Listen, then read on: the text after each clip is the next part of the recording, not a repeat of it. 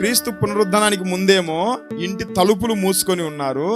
యేసు ప్రభు పునరుద్ధానం తర్వాత ఇంటింట క్రీస్తుని ప్రకటిస్తా ఉన్నారు. అదే యేసు ప్రభు సమాధిలో ఉన్నప్పుడు, అదే యేసు ప్రభు శిలువ మీద ఉన్నప్పుడు భయపడి తలుపులు వేసుకున్న అదే శిష్యులు ఇప్పుడు అదే క్రీస్తుని ఇంటింట తలుపు తెరిచి మరి ప్రకటిస్తా ఉన్నారు. బయటికి రండి, మేము క్రీస్తుని ప్రకటిస్తున్నాం అన్నట్టుగా. నువ్వు ఇంకా యేసు ప్రభు పునరుద్ధాన శక్తిని పొందుకోలేదంటే పిరికొల్లాగా ఇంట్లోనే మీరు ఉంటున్నారేమో. సువార్త చెప్పకుండా, సంఘం అంటే ఒక బాధ్యత లేకుండా, బరువు లేకుండా, యేసు ప్రభు యొక్క మరణం యొక్క శక్తిని తెలుసుకోకుండా ఉన్నావంటే నువ్వు ఇంకా ఇంట్లోనే ఉంటావు. రా, బయటికి రా, నలుగు కట్టి. యేసు ప్రభు ఇంకా శిలువ మీదే ఉన్నాడు అనుకుంటున్నావా? గెత్సెమనే తోటలోనే ఉన్నాడు అనుకుంటున్నావా? శిలువ మీద నుంచి ఎప్పుడో సమాధిలోనికి వెళ్ళిపోయాడు. సమాధిని బద్దలు కొట్టుకుని బయటకు వచ్చి పునరుద్ధానుడై పరలోకానికి ఆరోహణమయ్యాడు. ఇంకా ఎన్నాళ్ళు మనము క్రీస్తును ప్రకటించకుండా శిష్యుల వలె పిరికొల్లాగా భయపడి తలుపులు వేసుకుని ఉంటున్నామా? ఆయన గురించి సువార్త ప్రకటించాలంటే వెనక్కి పడిపోతున్నామా?